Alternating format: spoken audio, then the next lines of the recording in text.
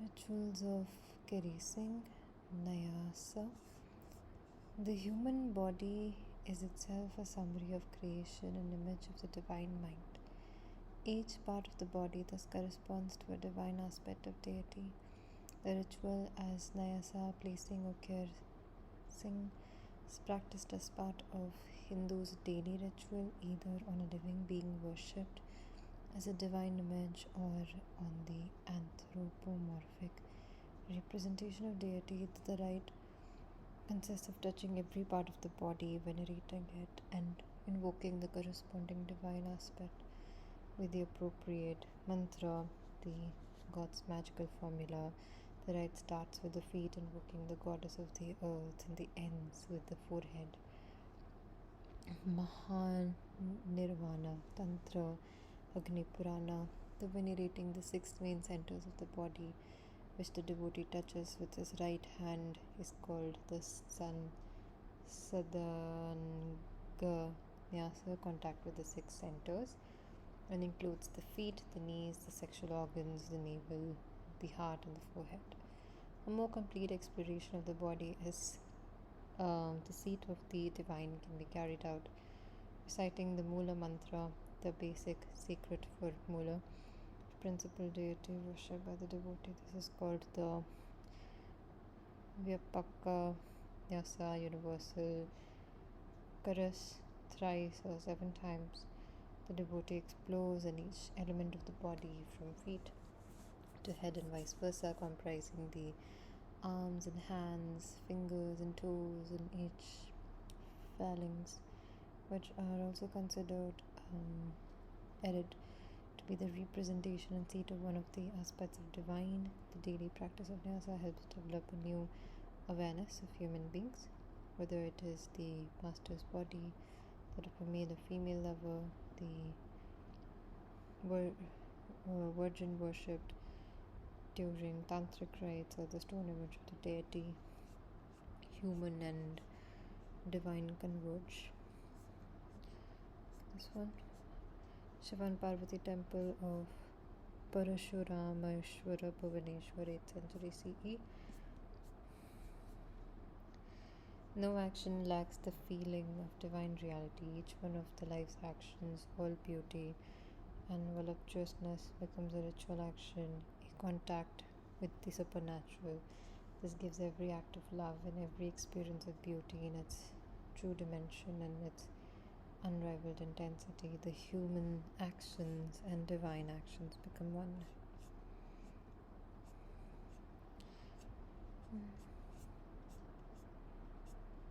The three goddesses. According to Hindu cosmology, the origin of all things was a vast expanding centrifugal force or explosion, which today we call the Big Bang. The principle of the explosion that gives birth to the world is called Shiva. The original force is offset by the power of conjugation, centripetal force generating energy centers sun and atoms. This latter force is nature, Prakriti, the origin of the world. It is called Shakti, energy, if it is considered as the female counterpart of Shiva. Vishnu, the omnipresent, if envisaged as a male principle. The symbols of Shakti and Vishnu are interchangeable. The symbols of these two forces give rise to circular motions, the organization of atoms, solar systems, and galaxies, the organizing principles that give rise to matters, to the measurable notions of space and time, is called Brahman. Greatness, we find the balance or the opposition of these three elements in every aspect of the world, at all levels: material, vital, intellectual, and spiritual. The three gods, Brahma, Vishnu, and Shiva, who oppose and complete each other in the reality of the world, represent this trinity. No single one of them can exist without the others, but they cannot be reduced to one. Oneness is not a principle, it is created by the union of several elements. In the human, as in all things, it is the union of opposites, the sexual act that constitutes oneness. Each human individual is only one half, or in fact, One third, since it is the spark of joy, the voluptuousness, and experience of the divine state that constitutes the third element, humankind's raison d'etre, coupling, mithuna. The total union of the two basic principles, the person, Purusha, and nature, Prakriti, is linked to that of a man and a woman, closely intertwined. The union of the individual with the total being, the human with the divine, is also linked to the union of the couple, the very image of the final purpose of all existence. Reintegrating with the whole is thus identified with the act of love. Just as a man closely intertwines with woman he desires, no longer distinguishes the outside from the inside, so the man who embraces the divine no longer distinguishes between outside and inside. In it, he finds his real form, the one that satisfies his desire. The Supreme Being, who is all that is desirable, desire and pain exist no more. Mithuna, magic diagram of erotic nature, temple of Virupaksha. Now, Khajuraho, 10th century CE.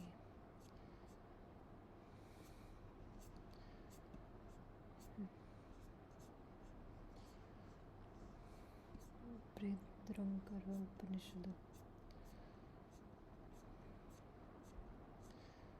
The temple's purpose is to draw the human closer to the divine, to create a passage, a bond between the two. This purpose finds its expression in the portrayal of the act of the union through which the wandering individual finds fullness and totality in uniting with that half of the oneself from which one felt separated. Everywhere at all main points of the temple and even at the entrance to the sanctuary, we find the act of love represented not at all as a reproductive act but as an act of voluptuousness, of full self-realization in the joy of refinding self. It is not merely a symbolic portrayal. A person is never truly whole, never himself or herself, never really close to divine except in the instant of sexual enjoyment. Love Place Temple at Matangeshwar, Khajuraho, 10th century. In practicing yoga, the sannyasin, he who relinquishes, must practice the rites of coupling and must never refuse to satisfy the desire of anyone who requests it. Only the fully realized person, Avadhuta, who already lives in the constant union with divine, no longer needs to step represented by carnal union. Thus, on temple walls, the gods, sages, and ascetics have to be portrayed in their erotic games, Krida Leela, and dwelling. However, ascetics who practice the games of love must not be shown because their games are not part of the realization of people living in society. It is particularly said that lightning will destroy your temple, lacking images of sexual union, Mithuna. Lightning is a bond of energy between heaven and earth, which can be compared with ejaculation. It never strikes temples or houses where the union or opposite, the erotic act, is represented. Representation of the Shiva. This book is full of taboos.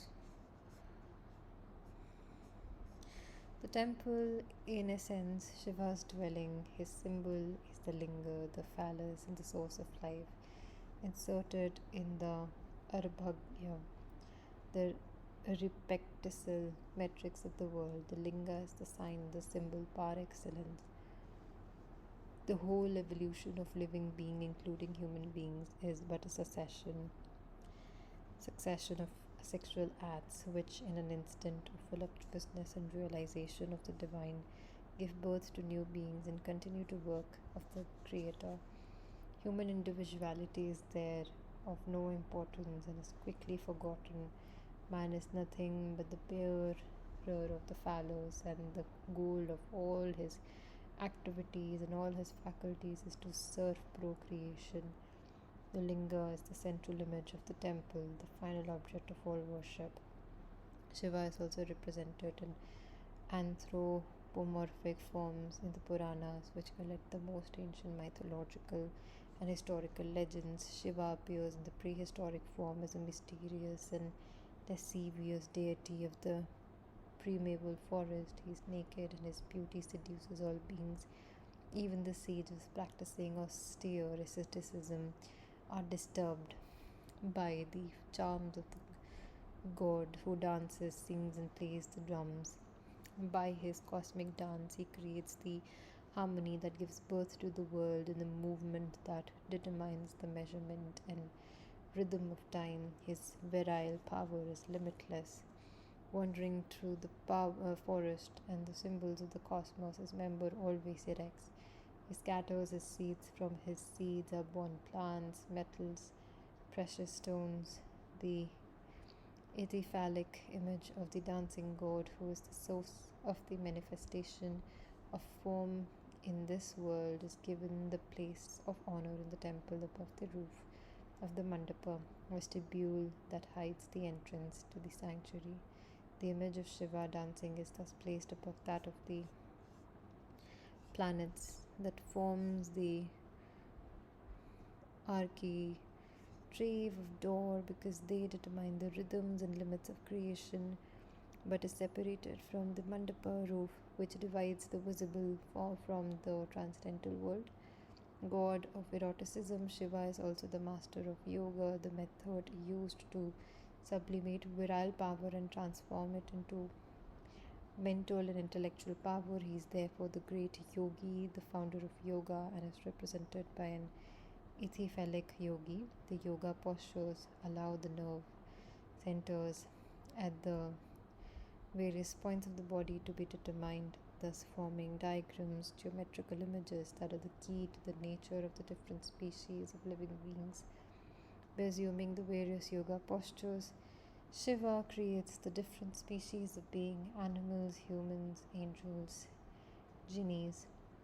Then, in the posture of realization, Siddhasana, he regenerates within himself the whole universe he has created. It is this position that he is the most often represented, his erect phallus swollen with the potentialities of future creations. The world is an immense sacrifice. Nothing can exist without devouring other beings. Matter itself only exists because of combinations. By burning and devouring its own substance, the sun gives us light and life. This function of the cosmic sacrifice is represented by fire, which can only live by destroying life. Shiva, who orders the great cosmic sacrifice, is depicted as pouring his sperm, the essence of life, into the mouth of Agni, the fire. In ritual sacrifices, living beings, animals, men, and vegetable seeds are cast into the fire. During some secret ceremonies, the sacrifice is also made with human seed. Shiva is also represented united with the companion Shakti energy. At the terrestrial level, cosmic energy is manifest in magnetic energy released by the peaks of the mountains. Another name of Shakti is therefore Parvati, from Parvata or mountain. Although both Shiva and Shakti are creator deities, the true scope of their union is not procreation, but pleasure and voluptuousness, Ananda, which in the transcendent nature and true Rasian deity of the universe. A whole world of legend and the myth narrates their love. The two opposites, the positive and the negative poles, acquire reality only in their relation with each other. They exist solely in which unites them in what spark of pleasure that jumps from one to the other. In other words, the immanent cause of the universe, substance and creation, is voluptuousness. The world is not generated by Shiva and Shakti. As a child is born of its parents, it is the world's raw material, voluptuousness or pleasure, which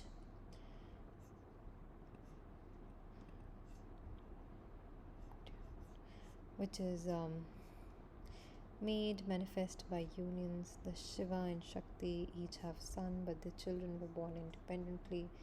Shiva's son is called Skanda, the jet of the sperm.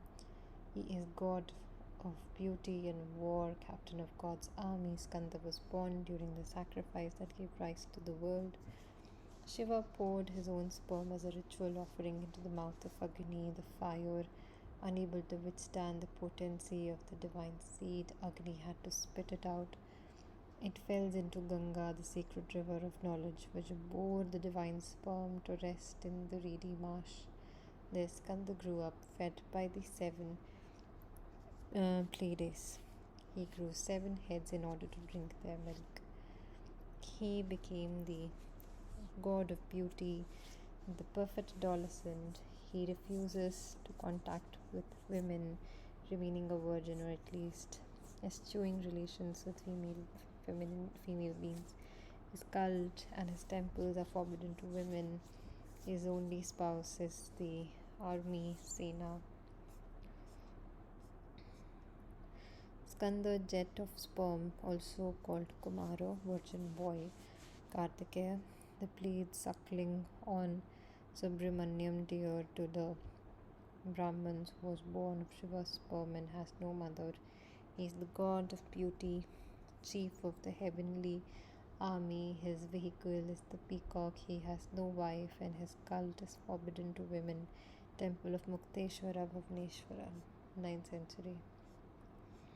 Son of Parvati is called Ganapati or Ganesha. He is the god of quantities and has an elephant head. He removes all obstacles and must be worshipped before undertaking any enterprise. Parvati, who wanted a guardian for her door, scraped the dirt from her body while bathing and formed a ball to which she gave life with her breath. This is how the astute elephant god was born. He grew quickly and fought furiously against Shiva's guards. Later on, he took 2 wives. Siddhi, successful outcome, and Riddhi, success.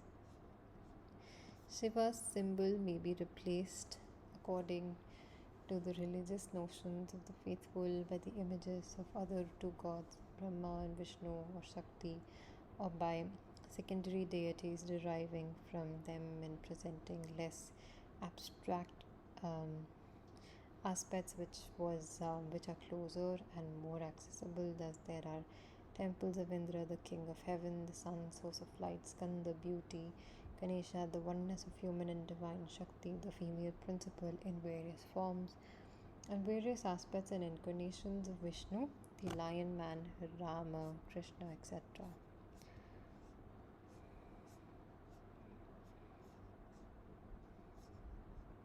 We're done here.